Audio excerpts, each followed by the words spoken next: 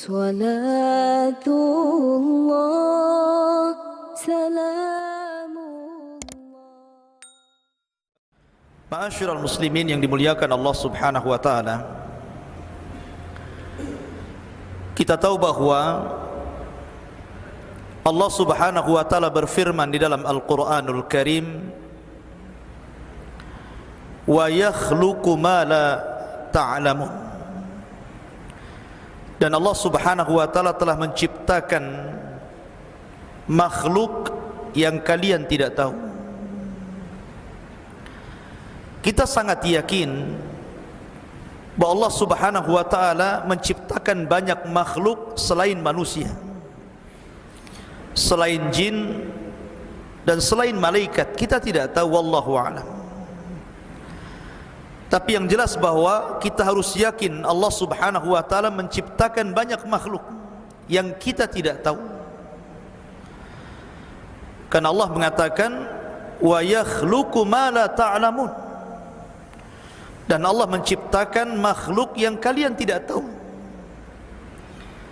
Maka salah satu makhluk yang tidak bisa kita lihat ciptaannya, tetapi mereka bisa kita rasakan keberadaannya, adalah para malaikat.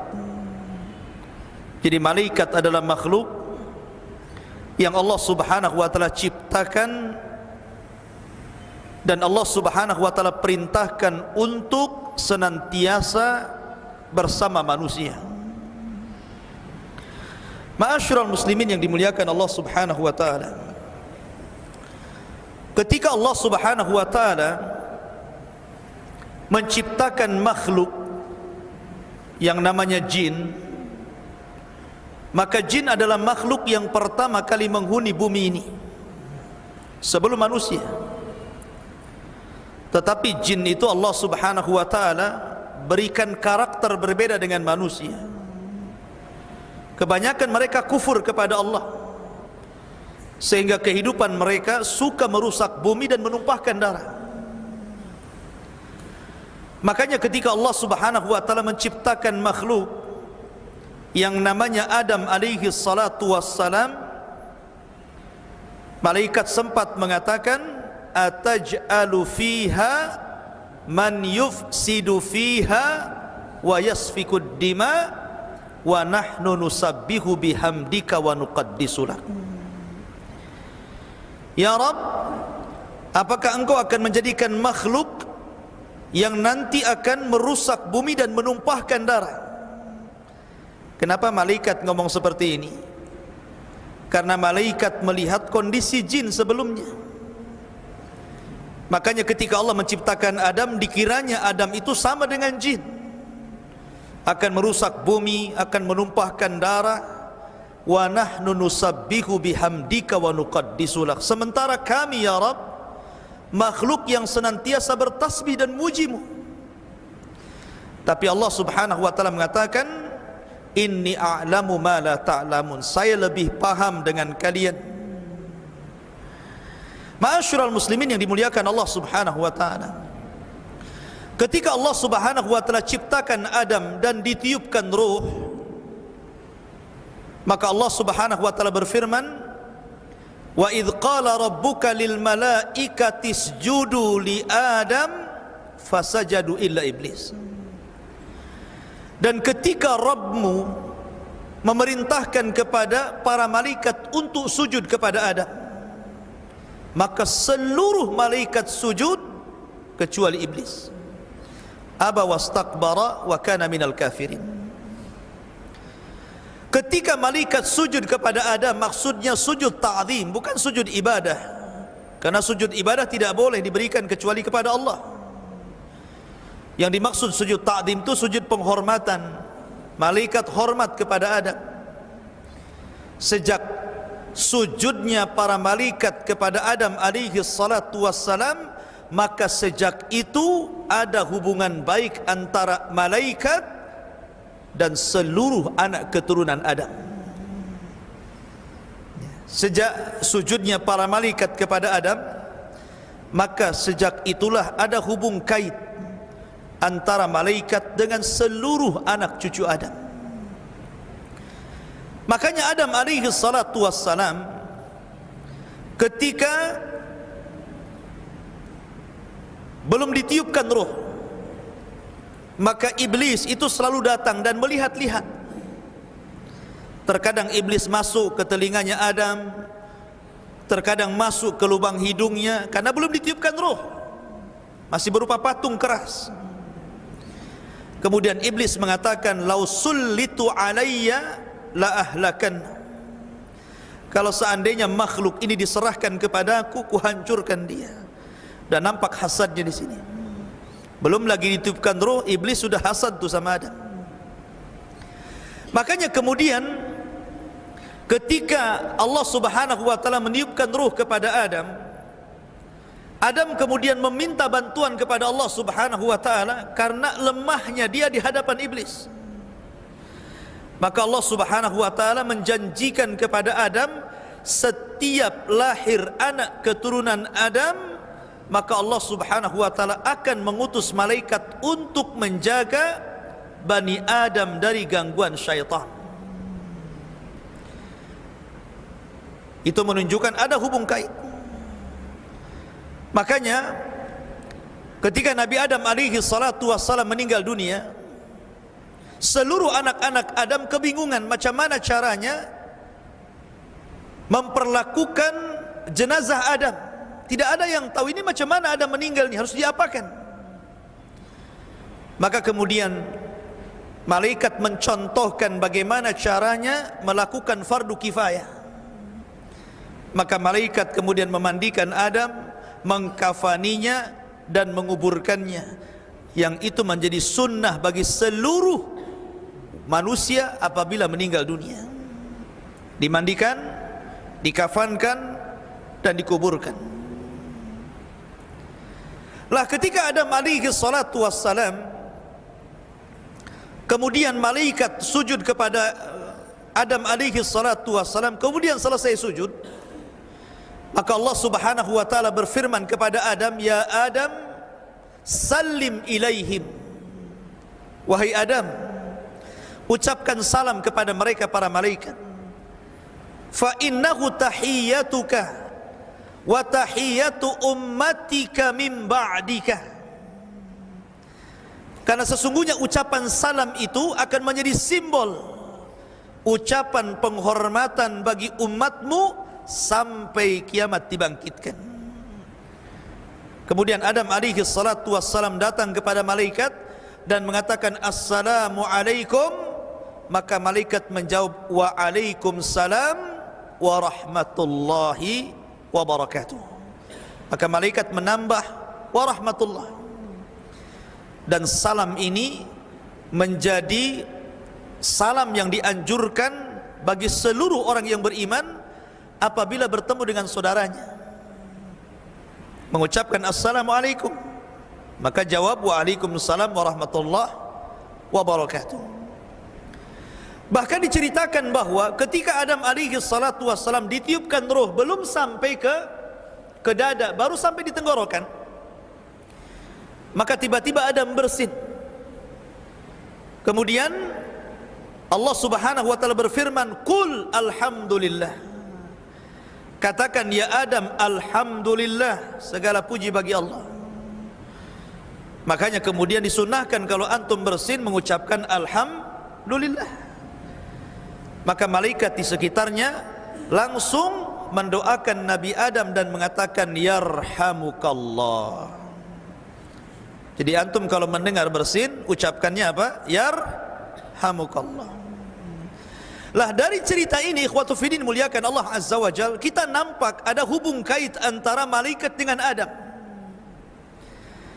Maka begitu juga akan terjadi hubung kait malaikat ini dengan seluruh anak keturunan Adam sampai kematiannya, sampai ketika mereka berada di padang mahsyar, sampai kemudian mereka sedang dihisab, sampai pun ketika masuk ke dalam sorga. Maka malaikat akan terus bersama manusia. Ma'asyiral muslimin yang dimuliakan Allah Azza wa Jal, kita mulai mengenal alam malaikat dari hubung kait para malaikat dengan para nabi, hubung kait malaikat dengan manusia, Kemudian apa saja yang membuat manusia malaikat senang dan apa saja yang menjadikan malaikat itu tidak suka dan tersakiti. Kemudian berapa jumlah para malaikat. Kemudian juga bagaimana para malaikat itu ketika mereka bersama manusia, dan begitu seterusnya. Kita akan jelaskan, mudah-mudahan cukup waktunya. Yang pertama, hubung kait para malaikat dengan para nabi.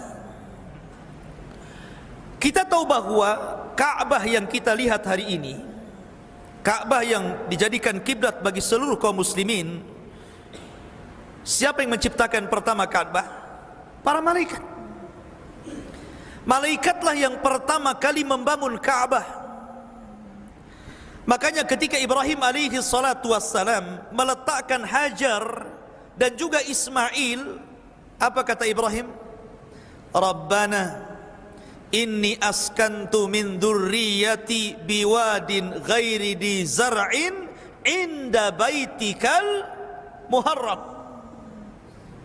Ya Rabb, sesungguhnya kami letakkan anak keturunanku di sebuah lembah yang tidak ada tumbuhan di sisi rumahmu yang dihormati. Maksudnya Ka'bah. Saat itu tidak, Ibrahim belum membangun Ka'bah, ya kan?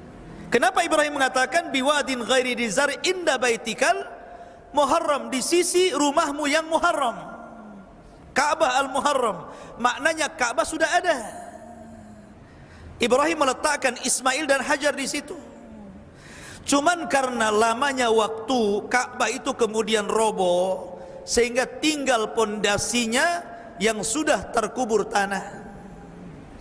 Dari situlah kemudian Allah Subhanahu wa taala berfirman, wa id yarfa'u Ibrahimul qawaida wa Ismail.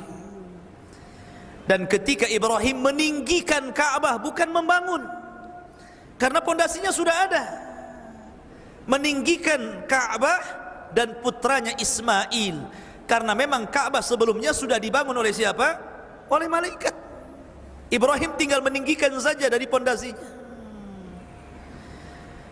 Lah ada kisah yang menarik. Ketika Nabi Ibrahim kemudian pulang setelah meletakkan Hajar dan Ismail di Mekah, kemudian dia pulang ke Palestina.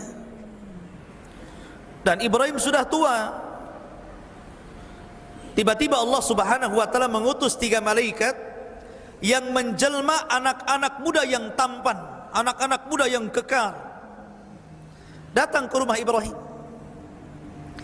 Karena Ibrahim itu ma'ruf, orang yang pertama mengajarkan bagaimana cara menghormati tamu. Dan itu menjadi syariat kita, ya kan? Nabi SAW mengatakan, man kana yu'minu billahi wal yaumil akhir fal yukrim dhaifahu. Barang siapa yang beriman kepada Allah dan hari akhir, hormati tamunya. Siapa yang pertama kali mengajarkan cara menghormati tamu? Ibrahim. Dialah yang pertama kali mengajarkan bagaimana cara menghormati tamu. Jadi ketika 3 orang ini datang ke rumah Ibrahim, dia langsung menyembelih seekor kambing. Setelah itu memasaknya, kemudian menghidangkan di antara 3 tamu tadi. Rupanya jangan lagi memakan, nengok saja tidak. Dikasih minum juga sama, jangan lagi meminum, ditengok saja tidak. Malah tamu ini memperhatikan wajah Ibrahim. Jadi takutlah Ibrahim kalau ada tamu kayak gini. Coba saja antum ada tamu, antum suguhkan malah muka kita dilihat dia.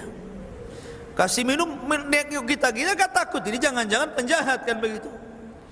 Maka Ibrahim ketakutan, dia sudah tua, tamu ini muda-muda, bisa saja melakukan kejahatan. Tapi kemudian belakangan Allah Subhanahu wa taala memberitahu bahwa 3 tamu itu adalah jelmaan dari Jibril, kemudian Mikail dan Malakul Maut. Setelah itu kemudian Ibrahim baru paham siapa yang dihadapannya itu. Kemudian Allah Subhanahu wa taala mengutus 3 orang ini dengan 2 tugas. Pertama tugas kepada Ibrahim, yang kedua tugas kepada keponakannya Ibrahim, Lut alaihi salatu wassalam. Adapun tugas kepada Ibrahim, maka malaikat ini menghabar gembirakan bahwa Ibrahim akan punya anak namanya Ishak. lain ibu dengan Ismail. Kemudian yang kedua, setelah memberikan kabar gembira bahwa Ibrahim akan punya Ishak, maka 3 malaikat ini kemudian menuju negeri Sodom, negerinya kaum Lut. Karena mereka menjelma orang-orang laki-laki tampan, laki-laki yang kekar gitu kan, sehingga ketika masuk ke negeri Sodom, Lut itu punya anak perempuan yang selalu berjaga-jaga di perbatasan Sodom. Jadi kalau ada laki-laki masuk, disuruh pulang. Karena apa? Takut diperkosa oleh orang-orang Sodom. Laki-laki memperkosa laki-laki. Aneh ya? Harusnya laki-laki memperkosa perempuan kan gitu. Ini laki-laki memperkosa perempuan laki-laki gitu kan. Namanya kaum Lut, liwat. Bahasa kita kerennya LGBT lah ya gitu. Kemudian anak muda ini terus memaksa ingin bertamu kepada Lut alaihi salatu wassalam. Akhirnya karena mendesak, kemudian anak putrinya membawa 3 tamu yang tampan-tampan ini ke rumah Lut. Rupanya istri Lut ini berkhianat. Dia keluar dari rumah ngasih tahu kaum Sodom bahwa di rumah dia ada tamu laki-laki yang tampan-tampan. Oh, cepat kamu ke sana katanya. Datang segerombolan laki-laki, kemudian mengepung rumah Lut tuh, memaksa ingin masuk dan mengambil 3 anak muda tampan itu. Mereka enggak tahu kalau itu adalah malaikat gitu kan. Masa malaikat mau diperkosa? Ya kan? Ya, coba. Akhirnya kemudian mereka karena memaksa itu membuka, mendobrak pintu. Lut sudah berusaha menahan pintu, tapi mereka meringsek masuk. Disitulah mereka baru paham.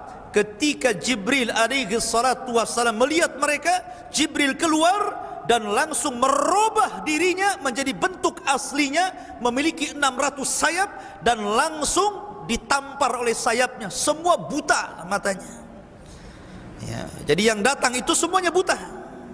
Kalau yang nggak datang nggak buta lah. Itu hukuman yang pertama kepada kaum Lut, dibutakan matanya. Jadi keluar matanya semua dari tempatnya. Kemudian setelah itu Jibril terbang ke atas dengan 1 sayap. Jibril menancapkan ke negeri Sodom, kemudian mengangkat ke langit, kemudian menumpahkannya. Otomatis orang berjatuhan itu. Tidak cukup sampai di situ, ketika mereka sudah berjatuh sampai di bumi, Allah tembakin dengan batu seperti meteor, ada apinya sampai mati. Setelah itu baru Allah timpakan Sodom dan mengubur mereka semuanya. Dari sinilah kemudian Ali bin Abi Thalib radhiyallahu an mengambil istimbat hukum bagi para pelaku homoseksual, bahwa mereka bukan dirajam, tetapi mereka dibawa ke atas bukit atau ke atas gedung, kemudian dilempar, setelah itu dirajam dari atas. Seperti Jibril memperlakukan negeri Sodom, dinaikkan dulu, kemudian diruntuhkan, baru ditembakin batu. Begitu ya. Tapi ini tugas pemerintah, bukan tugas antum. Nanti antum tangkepin pula itu orang-orang di jalan itu ya, dibawa ke yang tinggi, dilempar-lempar ya. Ma'asyiral muslimin yang dimuliakan Allah Azza wa Jalla. Lah dari sini ikhwatu fillah, di sini ada hubung kait malaikat dengan Nabi Lut, dan ada hubung kait malaikat dengan Ibrahim. Kemudian kisah yang lain, kisah Nabi Daud alaihi salatu wassalam, raja kedua Bani Israel setelah Talut, Daud, kemudian Sulaiman. Itu 3 raja Bani Israel. Nabi Daud alaihi salatu wassalam terkenal ahli ibadah. Makanya kesehariannya Daud itu menjadikan 1 hari untuk melayani rakyatnya, 1 hari untuk memfokuskan ibadah dia dengan Robnya, dan 1 hari untuk mengurus keluarganya. Jadi Daud membagi 3 tuh. 1 hari untuk melayani rakyatnya, setelah itu 1 hari besoknya dia fokus untuk ibadah kepada Robnya, 1 hari berikutnya baru dia melayani keluarganya. Jadi kalau dia sedang fokus ibadah atau sedang melayani keluarga, datang kaumnya mengadu, tidak akan direken sama Daud alaihi salatu wassalam. Kenapa? Karena ada waktu harinya. Sampai suatu ketika ada dua orang yang bertengkar tuh, ingin cepat diselesaikan masalahnya, datang kepada Nabi Daud pada hari di mana Daud sedang beribadah kepada Allah. Daud tidak peduli, kenapa? Nunggu 3 hari lagi lah. Ini hari saya beribadah, jangan diganggu. Maka akhirnya Allah Subhanahu wa taala mengutus 2 malaikat menguji Daud. Dengan cara apa? 2 malaikat ini menjelma 2 orang yang sedang bertengkar, kemudian naik pagarnya istana Daud. Padahal dikunci tuh. Pagarnya tinggi, orang nggak bisa masuk. Ya kan? Nggak ada orang yang bisa masuk dan meloncat pagar. Jadi ketika 2 orang jelmaan malaikat ini meloncat pagar, otomatis Daud takut lagi tuh. Nggak ada orang yang bisa meloncat pagar, kenapa orang ini bisa gitu kan?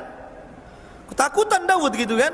Maka kedua orang ini mengatakan, wahai Daud, kami ini orang yang sedang bertengkar, tolong damaikan kami. Akhirnya kemudian Nabi Daud akhirnya sudah reda dan mengatakan, ada apa dengan kamu? Kemudian orang ini mengatakan, saya punya begini, orang ini begini.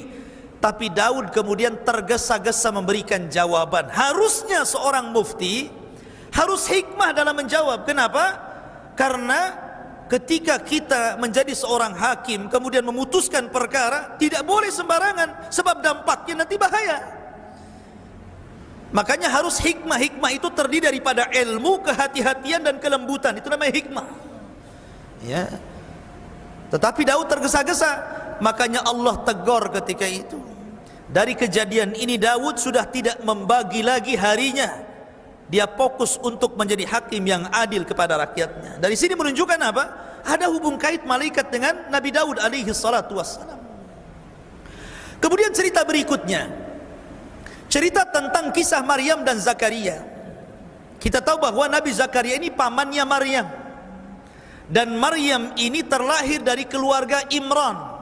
Dan keluarga Imran ini keluarga penghuni Baitul Maqdis. Karena solehnya, maka Allah Subhanahu wa taala cantumkan dalam satu surat namanya Al-Imran. Keluarga Imran punya anak namanya Maryam. Maunya laki-laki tapi keluar perempuan, gitu kan?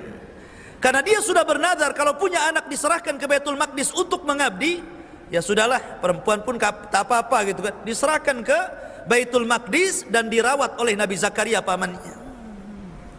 Anehnya Maryam ini nggak pernah keluar dari mihrabnya. Ya.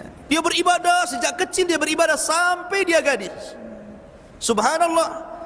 Karena ibadahnya itulah Allah perhatikan rizkinya.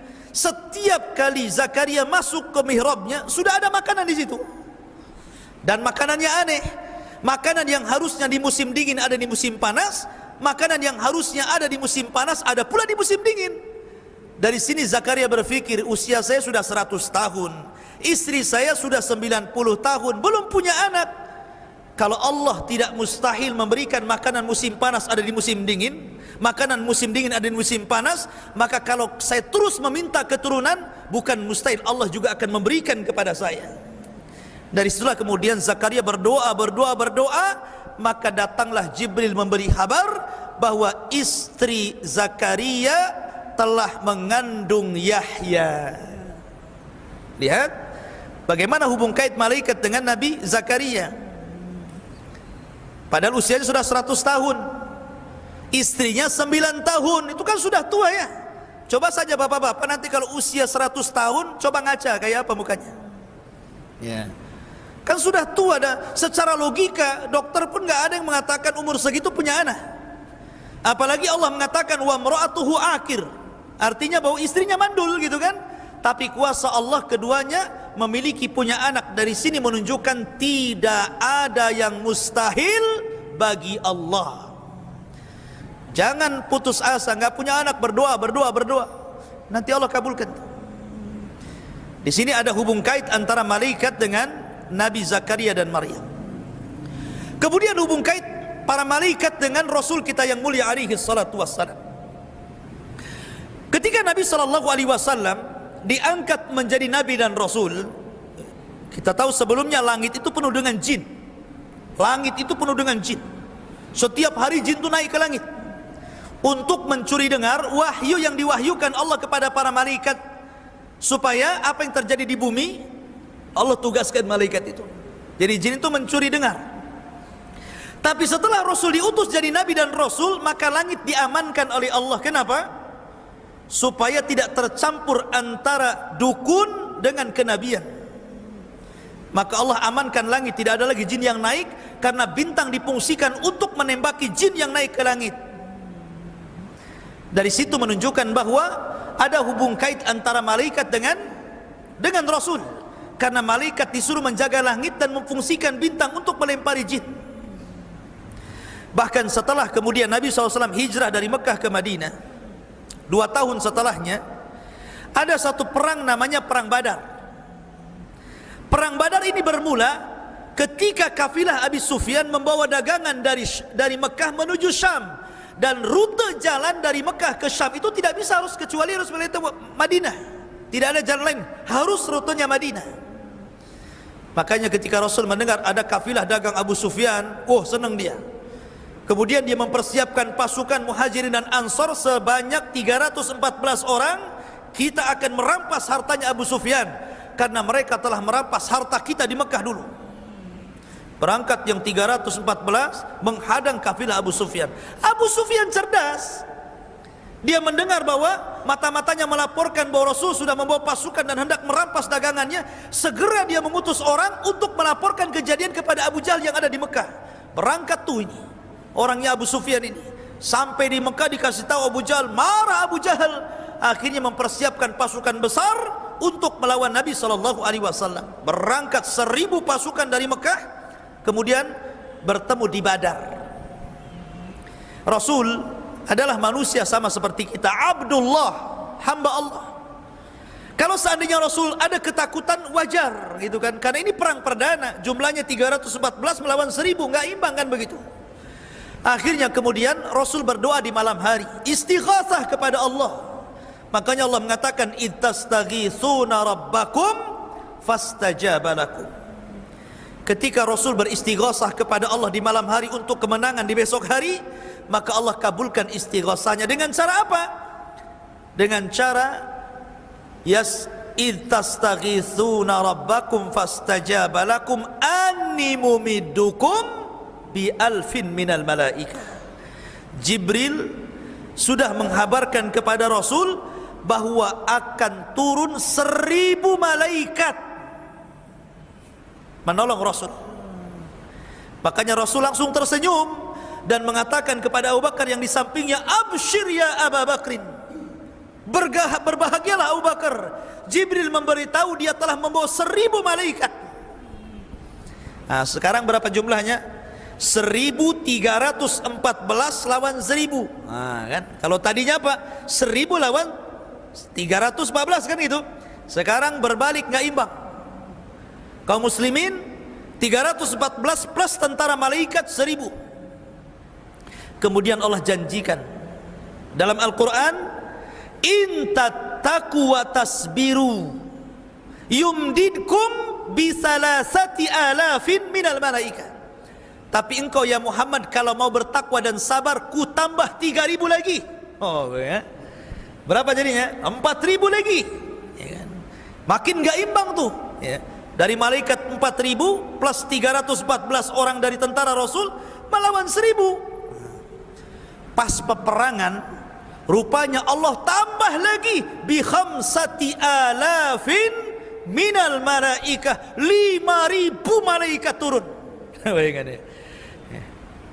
Menunjukkan bahwa ada hubung kait malaikat dengan Rasul. Ya.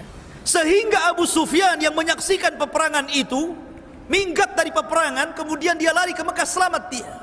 Dia cerita kepada Abu Lahab, sungguh aku melihat kepala-kepala pasukan kita melayang tanpa tahu siapa yang menebasnya. Melayang-layang kepalanya gitu kan. Ya. Malaikat. Karena Nabi SAW ketika membawa pasukan itu ada suara Aqdim Haizum, Aqdim Haizum, Aqdim majulah Haizum. Haizum itu maksudnya Jibril membawa kuda putih gitu kan. Sahabat belum mencabut pedang, kepala sudah melayang-layang. Bayangkan, kan aneh itu kan. Ini belum dicabut, kenapa kepalanya pada putus? Ya. Siapa yang memutuskan kepala? Malaikat. Makanya ikhwatu ini muliakan Allah Subhanahu wa taala, ketika selesai perang, Abbas bin Abdul Muttalib itu salah satu tawanan Rasul karena dia belum masuk Islam. Dia ikut pada tentara orang Quraisy. Kena tangkap dia, jadi tawanan Rasul, diikat Abbas bin Abdul Muttalib walaupun belakangan masuk Islam kan. Ditanya sama Rasul, siapa yang menawanmu? Sahabat yang di sampingnya, ana ya Rasulullah, kata Abbas, bukan kamu katanya. Yang menawanku adalah orang yang sangat kekar, membawa kuda putih dan pakaian putih, di tangannya pedang yang mengkilat. Kata Rasul, ya Abbas, innahul malaika. Wahai Abbas, itulah malaikat. Gitu kan? Menunjukkan apa? Ada hubung kait malaikat dengan Rasul. Ya. Itu namanya hubung kait para malaikat dengan para nabi. Kemudian ada hubung kait para malaikat dengan orang-orang yang beriman, karena tidak mesti dengan nabi. Malaikat juga ada hubung kait dengan orang-orang di luar para nabi. Contoh, ada seorang sahabat namanya Usaid ibn Hudhair. Usaid ibn Hudhair, dia sedang baca Al-Quran, dia sholat malam, kemudian baca Al-Quran dikeraskan, di sampingnya anaknya sedang tidur, kemudian di sampingnya ada kuda yang sedang diikat. Setiap dia membaca Al-Quran, kuda ini ngamuk, bergerak-gerak gitu kan, meringkih-ringkih. Tapi kalau dia hentikan baca Qurannya, berhenti juga kuda itu. Dia baca lagi, ngamuk lagi kudanya. Dan tiba-tiba langit itu ada awan dan bercahaya ya, di atasnya itu. Karena dia takut dengan anaknya, akhirnya dihentikan sholatnya. Kemudian besok harinya dia bercerita kepada Rasul dan mengatakan, ya Rasulullah, setelah malam saya sholat malam, saya membaca Quran, terjadi begini-begini. Maka Rasul mengatakan, seandainya kau lanjutkan bacaan Quranmu, maka para malaikat akan turun dari langit dan menyaksikan bacaan. Menunjukkan apa? Ada kaitan malaikat dengan Usaid bin Hudhair. Kemudian contoh yang lain juga, Talha bin Ubaidillah dalam perang Badar atau perang Uhud ke perang Badar gitu, lupa saya. Dia terkena panah badannya. Ya. Namanya manusia kalau terkena panah, ketancap panah gitu kan, dicabut otomatis kan meringis gitu kan. Minimal berteriak, aduh kan begitu. Jadi dia terkena panah, pas dicabut dia ngomong aduh, sakit gitu kan. Kata Nabi SAW, ya Talha, lau qulta bismillah la rafa'atkal malaikatu wan nasu yang turun. Ya Talha, kalau tadi kamu tidak mengucapkan aduh, tetapi mengucapkan bismillah, sungguh malaikat akan mengangkatmu dan manusia akan memandang dirimu. Ini menunjukkan fadilah bismillah namanya. Tapi sini ada hubung kait antara malaikat dengan siapa? Dengan Talha. Ya. Jadi malaikat itu ada hubung kait dengan manusia. Sampai pun kepada kita yang bukan Rasul, bukan sahabat, hanya orang biasa gitu kan, malaikat akan bersama kita. Termasuk di masjid ini, di Masjid Muhajirin ini. Kata Nabi SAW, majtama'a qaumun fi baitin min buyutillah yatluna kitaballah wa yatadarasunahu illa nazalat alaihimus sakinah wa ghasyiyatuhumur rahmah wa haffathumul malaikah wa dzakarallahu fi man indah.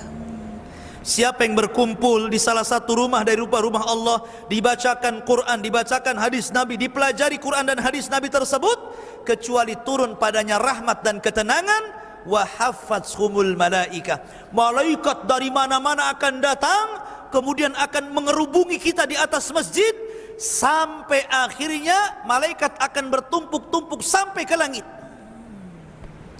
Dalam sebuah riwayat, malaikat yang paling ujung ditanya sama Allah Subhanahu wa taala, bahasa kita, ngapain kau kumpul-kumpul di sini gitu, numpuk di sini nggak ada apa gitu maksudnya. Ya.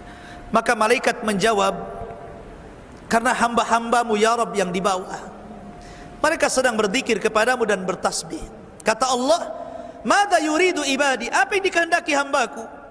Maka malaikat mengatakan, yuridunal jannah wa yakhafuna minan nar. Orang-orang itu sedang mengharap surga dan takut kepada neraka. Kenapa? Karena tujuan orang belajar itu, man salaka tariqan yaltamisu fihi ilman sahalallahu bihi tariqan ilal jannah. Itu tujuan orang belajar kan? Siapa yang meniti sebuah jalan, di sana ada ilmu agama, maka Allah mudahkan jalannya ke sorga. Maka Allah mengatakan, aku kabulkan keinginan mereka dan aku amankan mereka dari adab Allah subhanahu wa ta'ala. Jadi malaikat akan bersama kita. Bahkan apabila seseorang itu berwudu kemudian tidur, dalam sebuah riwayat Tirmidzi, maka malaikat yang di samping ketika kita tertidur pula selepas kita berwudu sebelum tidur, maka malaikat itu akan berdoa sepanjang malam sampai kita bangun. Doanya apa? Allahumma gfir lahu, Allahumma arhamhu. Ya Allah, ampuni dosa ini, orang ini. Ya Allah, rahmati orang ini. Coba, kan enak itu ya. Jadi kalau antum nanti pulang nih mau tidur nih, antum wudu dulu, ajak sama istri, tidur dulu, wudu dulu, ayo wudu sama-sama, baru kemudian tidur. Maka selama kita tidur, di samping kita malaikat. Setiap kita berbolak-balik ke kanan ke kiri, setiap kita bergerak, maka malaikat akan mengatakan, ya Allah ampuni orang ini, ya Allah rahmati orang ini. Dan malaikat akan terus berdoa seperti itu sampai anda bangun. Nah, luar biasa gitu kan. Malaikat akan di samping kita itu. Kalau antum gak wudu, ya setan yang di sampingnya ya. Jadi ini fadilah malaikat akan bersama kita.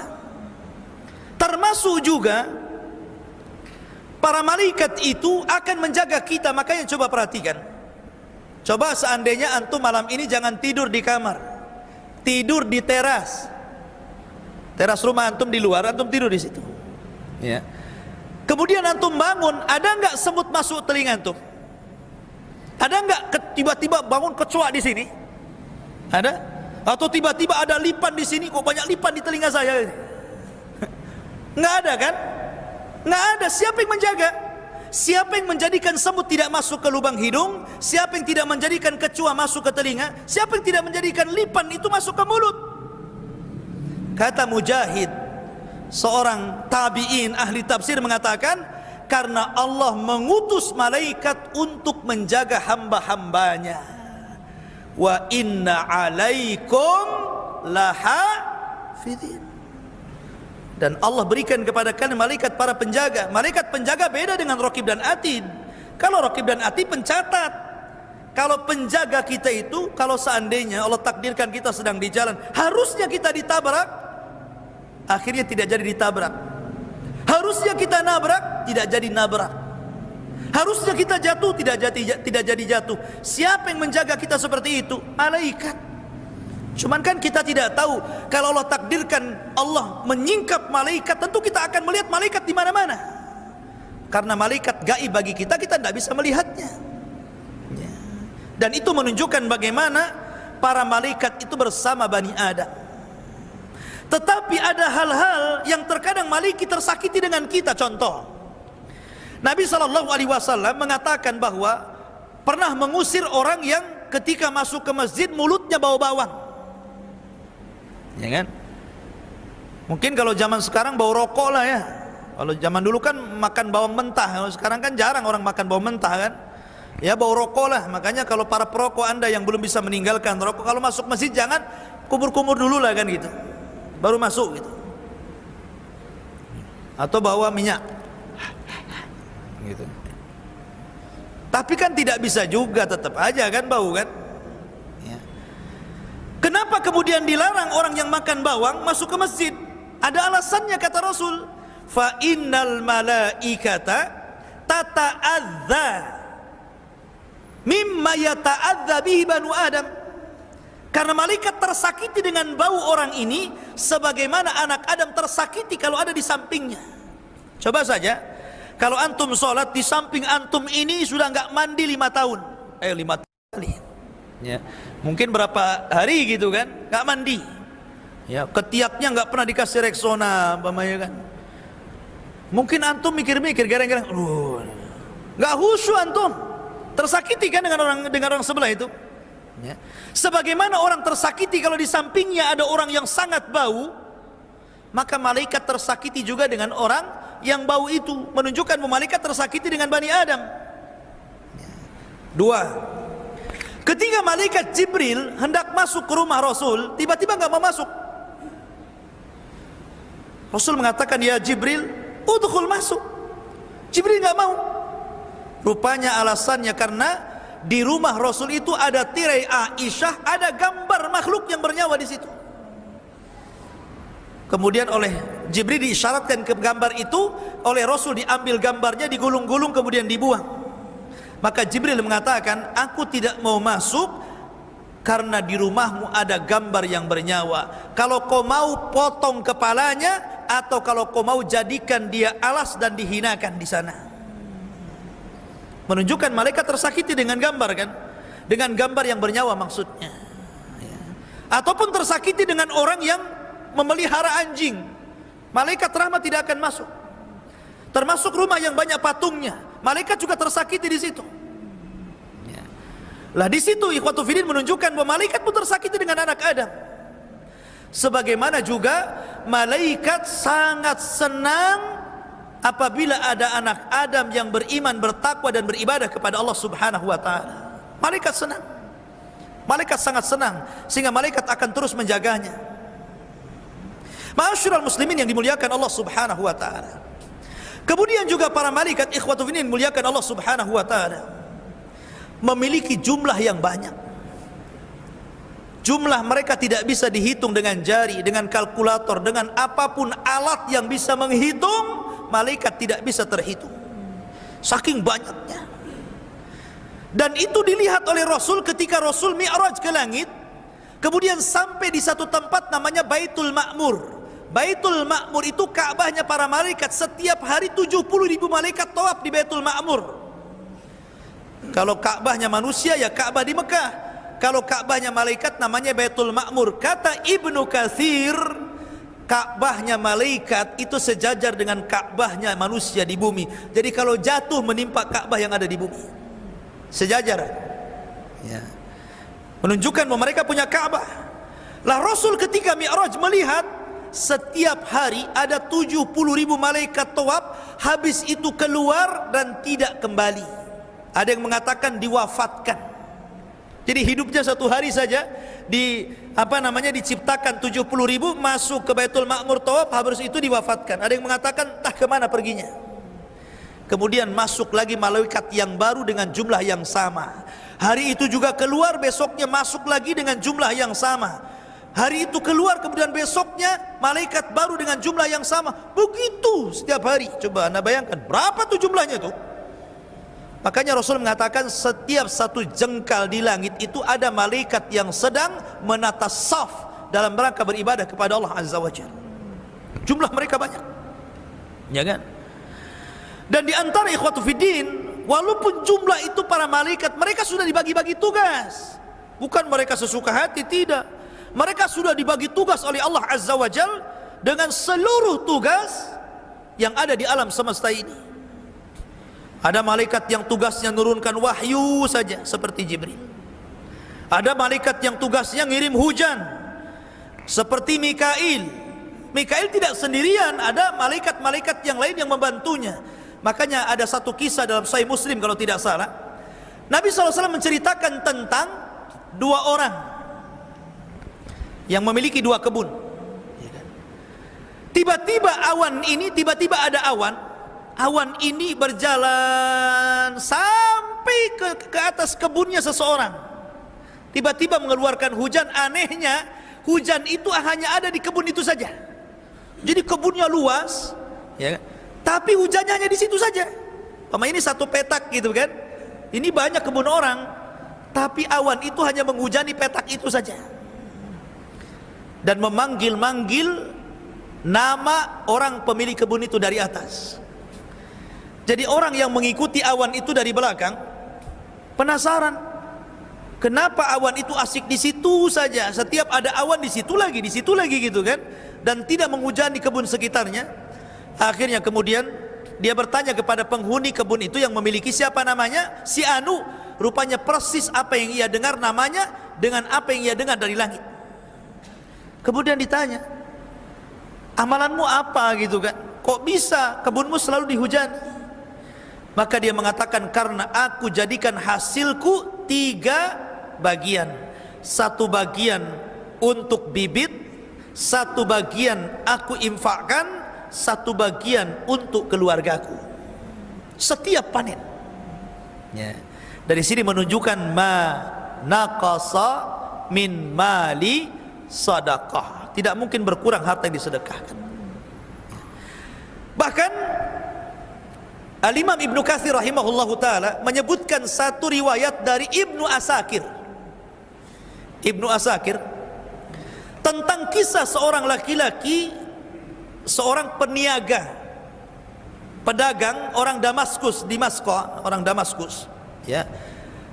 Dia jadi kalau membawa dagangan itu ke daerah namanya Zabadan, jauh, harus melintasi padang pasir.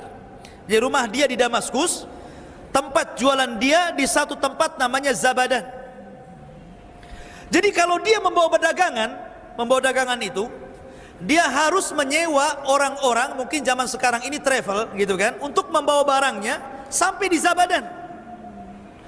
Akhirnya setelah dia dapat orang yang agak murah mau membawa barang dia ke Zabadan dari Damaskus, berangkatlah dia. Berangkat. Sampai di tengah jalan, kemudian travelnya ini nawarkan, gimana kalau kita cari jalan yang lebih pendek ke Zabadan, jangan cari jalan yang ini, katanya. Akhirnya disepakati boleh juga, biar cepat sampai. Akhirnya dialihkan jalannya yang biasa ke yang tidak biasa. Rupanya tersesat di padang pasir. Setelah tersesat di padang pasir, orang ini melihat sepanjang jalan banyak tengkorak manusia. Ada tengkorak kaki, ada tangan, ada kepala, ada ini. Mulai nggak enak nih. Jangan-jangan travel ini rampok pula ini, katanya. Karena sudah nggak enak dia. Kok banyak mayat manusia di sini? Ya. Akhirnya betul, tiba-tiba dihentikan sama travelnya itu. Kemudian travel ini langsung membawa pedang, diacungkan. Mungkin kamu sudah tahu siapa saya. Oh, rupanya betul nih, travel rampok ini kan. Ya. Mungkin sudah tahu kamu siapa saya. Ya, rupanya orang gila. Orang gila sekarang kan banyak itu ngejar-ngejar ustadz tuh. Ya kan? Akhirnya kemudian, ya, setelah itu sang pedagang yang soleh ini mengatakan, kalau kau mau ambillah dagangan ini, tapi jangan bunuh saya, biarkan saya pulang, katanya. Kata rampok ini, semua orang yang kurampok persis ucapannya dengan kamu. Ya. Tapi saya nggak lepaskan, tetap saya bunuh, katanya. Akhirnya dia mengatakan, ya sudah, kalau nggak ada jalan lain, kasihlah waktu. Entah beberapa menit saya ingin sholat, ya. Akhirnya dia cepat-cepat tayamum, kemudian sholat. Namanya sholat di bawah kilatan pedang, kira-kira bisa baca nggak? Lupa semua lah kan begitu. Coba antum sholat, kemudian habis itu mau ditembak gitu kan, lupa Fatihah saja lupa, diem aja gini kan. Ini apa yang mau dibaca gitu kan? Karena habis ini mau dibunuh masalahnya. Ya. Tapi Allah Subhanahu wa Ta'ala ilhamkan. Ada satu ayat tiba-tiba terlintas di kepalanya. Ayat apa itu? Amman yujibul mudtarra idza da'ah wa yaqsifus su wa yaj'alakum khulafa'al ar'a ilahum ma Allah. Tiba-tiba terlintas ayat ini, langsung dia dibaca. Karena apa? Sudah ngeblank, nggak tahu apa yang dibaca. Tiba-tiba terlintas ayat ini saja yang dibaca sama dia. Amman yujibul mudtarra idza da'ah, diulang-ulang gitu kan. Tiba-tiba malaikat yang ada di langit yang keempat mendengar.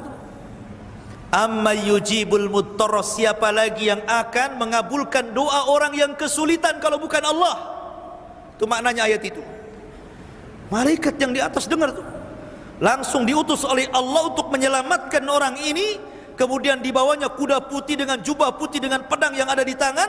Tiba-tiba dari kejauhan memacu kuda ini, tiba-tiba langsung menebas rampok, hilanglah kepalanya. Kemudian pedagang yang soleh mengatakan, siapa kamu? Dia mengatakan, saya al-malaku minal malaika arsalani Allah. Saya malaikat dari malaikat. Allah yang mengutus saya. Aku mendengar doamu dari lapisan langit yang keempat. Aku segera datang. Kata Imam Ibnu Katsir rahimahullahu ta'ala, terkadang orang-orang yang bertakwa, orang-orang yang senantiasa saleh dan salehah, dalam kondisi mungkin dia sangat memerlukan bantuan, maka Allah akan kirimkan para malaikatnya untuk membantu. Itulah malaikat. Ma'asyiral muslimin yang dimuliakan Allah Subhanahu wa taala. Makanya malaikat itu bukan hanya menyertai kita di dunia, sampai di kuburan datang mungkar nakir, tanya pula siapa Rabbmu, siapa nabimu, apa agamamu, gitu kan. Kemudian di padang mahsyar, malaikat itu akan menjadi sa'ikun wa syahid. Dalam Al-Quran itu akan mengarahkan tempat orang-orang yang beriman sesuai dengan tempat yang nyaman bagi dia. Ketika orang kafir lari ke sana ke sini dan mengatakan ya wailana man ba'atsana mim marqadina, celaka kami, siapa yang membangunkan kami dari tidur kami, orang-orang yang beriman diarahkan sama malaikat ke sini, tempat kamu di sini, sa'iqun wa syahid, kata Allah, akan menjadi penunjuk jalan dan saksi. Dan orang-orang yang beriman akan dikumpulkan dengan keluarganya. Walladzina amanu wattaba'athum dzurriyyatuhum biimanin alhaqna bihim dzurriyyatuhum. Ketika mereka masuk surga, malaikat sudah berada di pintu-pintu surga. Salamun alaikum bima sabartum fa ni'ma uqbaddar, kata malaikat. Keselamatan bagi kalian karena kesabaran kalian di dunia, masuklah dengan selamat, ya kan? Jadi malaikat akan menemani sampai ke surga. Itulah hubung kait malaikat dengan manusia. Dan malaikat bisa kita rasakan, bukan kita tidak bisa merasakan. Jadi kalau ada kemudian perasaan-perasaan ingin ibadah, giat ngaji, ingin melangkahkan ke pengajian, itu hakikatnya dorongan ini dari malaikat. Atau ada orang-orang yang ingin hijrah, nah, sekarang kan sibuk-sibuk tuh bahasa hijrah gitu kan, hijrah, ingin hijrah gitu. Siapa yang mendorong dia ingin hijrah? Malaikat, ya. Hijrah, ingin hijrah dari yang tadinya maksiat jadi taat, yang tadinya tidak berhijab jadi berhijab, yang tadinya nggak pernah ngaji rajin ngaji. Siapa yang mendorong hijrah itu? Malaikat yang mendorong hijrah itu. Jadi ini keberadaan malaikat sama dengan keberadaan setan, kita bisa rasakan. Maka dari sini alamul malaika kita harus yakin, karena satu di antara rukun iman al-imanu bil malaikah. Kalau anda kufur dengan malaikat, kafir anda, telah mengingkari Quran dan sunnah Nabi sallallahu alaihi wasallam. Wallahu a'lam. Subhanakallah bihamdika asyhadu an la ilaha illa anta astaghfiruka wa atubu ilaik. Allahu ta'ala alam. Assalamualaikum warahmatullahi wabarakatuh.